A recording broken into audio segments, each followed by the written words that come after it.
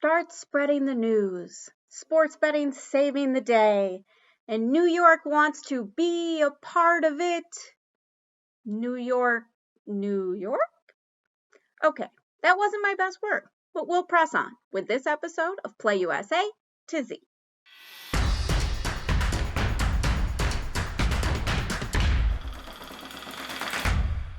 I'm Jessica Welman, back again to fill you in on everything you need to know about the gambling news of the day.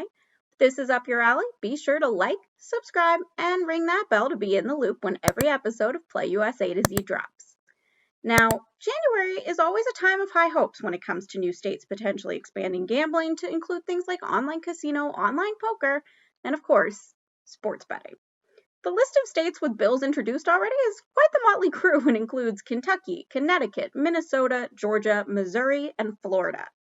The great white whale of them all, though, is New York. As someone who's been reporting on gambling a long time, it feels like a year isn't complete without a drawn-out will they or won't they saga in the Empire State.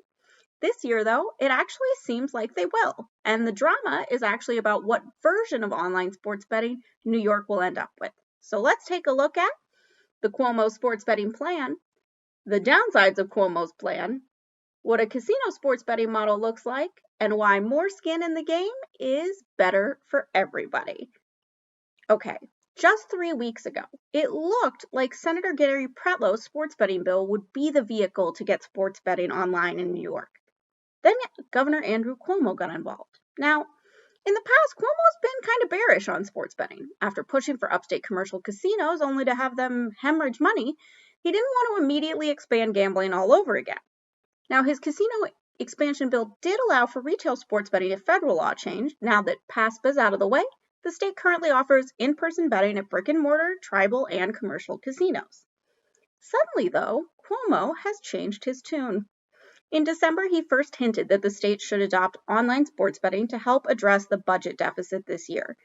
Then, on January 6th, he had the New York State Gaming Commission issue the following statement. Governor Andrew M. Cuomo today announced legislation to authorize mobile sports wagering as part of the 2021 State of the State. Under Governor Cuomo's proposal, the New York State Gaming Commission will issue a request for proposals to select and license a sports betting operator or platform to offer mobile sports betting in New York. This operator or platform must have a partnership with one of the existing licensed commercial casinos. The commission will also require any entity operating mobile wagering apps to include safeguards against abuses and addiction. All right, there is a lot to unpack here, and unfortunately, Cuomo hasn't really tipped his hand much beyond this. In his State of the State address, he brought up sports betting, and this week he released his budget, but still hasn't really given anything beyond top-line numbers. Per the budget, he expects $49 million in state revenue from sports betting in 2022 and another $357 million in 2023. Where to begin? Oh, sorry. Yeah, buddy, I know people get dollar signs in their eyes when it comes to sports betting, but time to bring some unwanted pessimism. In New Jersey, where bettors wager nearly $1 billion a month, the amount of money paid in sports betting taxes stands at just shy of $75 million since launch. Now throw in licensing fees, that number gets a little bigger, but Pennsylvania is a better example of that.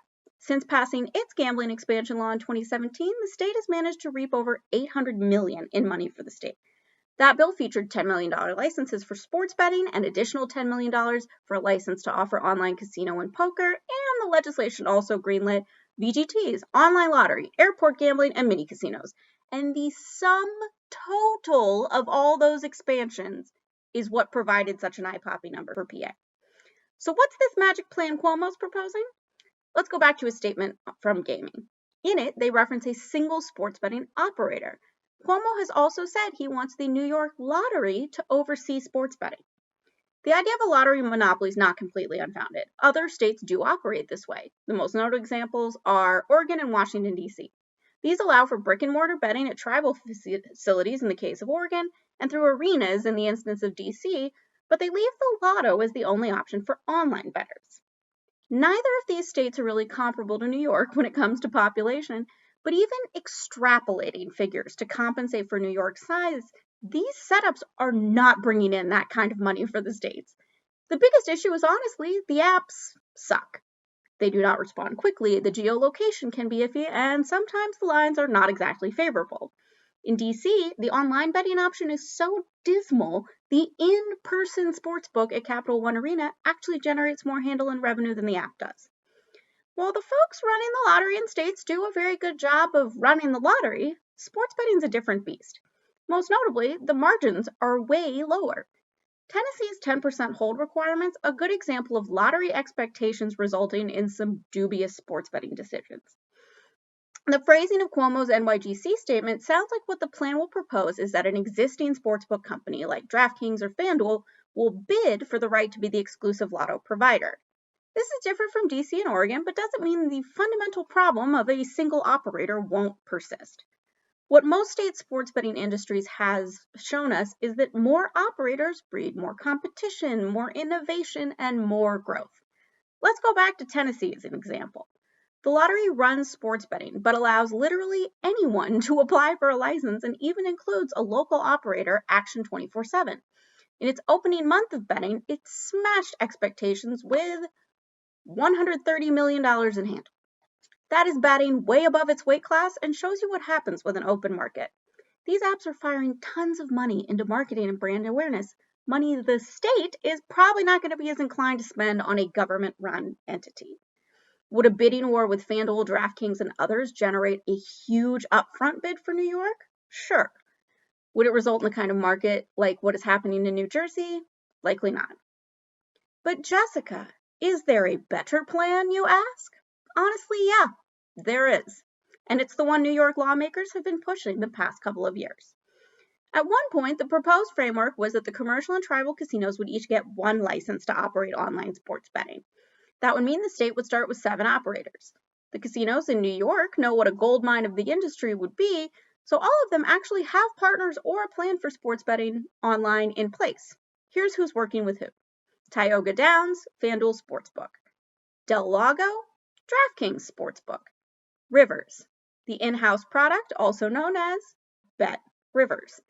Resorts World Catskills will be working with Bet365, a relatively new player in the US. Mohawk will work with Fox Bet. Oneida has a deal with Caesars Entertainment, and that also means that they have the opportunity to work with William Hill. And Seneca is content to go its own with an in-house product, though that could easily change. You'll notice some important names are missing from that list. There's no BetMGM, there's no Barstool, no PointsBet, and no Unibet, just to name a few. It's also a woefully small number of operators. And to put it in context, neighboring New Jersey has roughly 20 different operators. Indiana, which has 1/3 of the population of New York, has 10 operators with more on the way. It's also currently batting above its weight class with one of the 5 biggest sports betting markets in the country. But let's pretend for a minute that this is the version of the plan, which also features a $12 million licensing fee. That's $84 million in upfront money, plus 12% of the revenue these books generate. If New York can produce even 3/4 of the handle New Jersey does, assuming we'll say a 7% hold, that's $6.3 million a month in tax revenue, resulting in around $75 million a year for the state. That's a pretty conservative estimate, I admit, but I put it out there to give you a more reasonable concept of what to expect from the New York market for New York tax coffers. No state comes close to generating $350 million in tax revenue off sportsbooks alone, let alone in their second year of operation. 2.5 years of legal online wagering, New Jersey sportsbooks have brought in a combined $571 million in revenue. No single operator is ever producing that number on their own. So if you can't tell, most of us think the version Pretlow and Adabo presented for New York is the way better option, but there's room for it to improve. Namely, it needs to allow for a second skin, which actually seems to be the version of the bill currently moving forward in the New York legislature. Casinos seem intent on keeping licenses scarce and to date have pushed back on attempts to expand the bill to include 2 skins, aka 2 sportsbook licenses per property. Last year, Pretlow was pushing to expand a 2-skin model to open up the potential for more partners, but casino operators were resistant. However, now that Cuomo has presented the way worse option, the tides have changed, and it looks like the 2 skins is the approach. 7 operators are certainly better than 1, but looking around the industry, it's a number most would say underserves a state with the population of New York. If each casino has a second license, that would mean 7 more operators, 84 million more in fees for the state, and a total of 14 sports books, which would be comparable with the 12 currently serving neighboring Pennsylvania. With casinos likely panicking that Cuomo will push to leave them out of sports betting entirely, the hope is they will roll with the two-skin model. Trust me, for you New York bettors, this is your, pardon the pun, best bet. More options for customers create a better market not just for you, but for the state bank accounts Cuomo and company are trying to fill. While I continue to wait impatiently to hear the actual details of Cuomo's plan so I can stop speculating, you can do your part. Head on over to playny.com and use our tool on the homepage to contact your local lawmakers to let them know you not only want sports betting in New York, but you want a version that actually offers you some choice as a customer. In the meantime, I'll see you next time on PlayUSA to Z.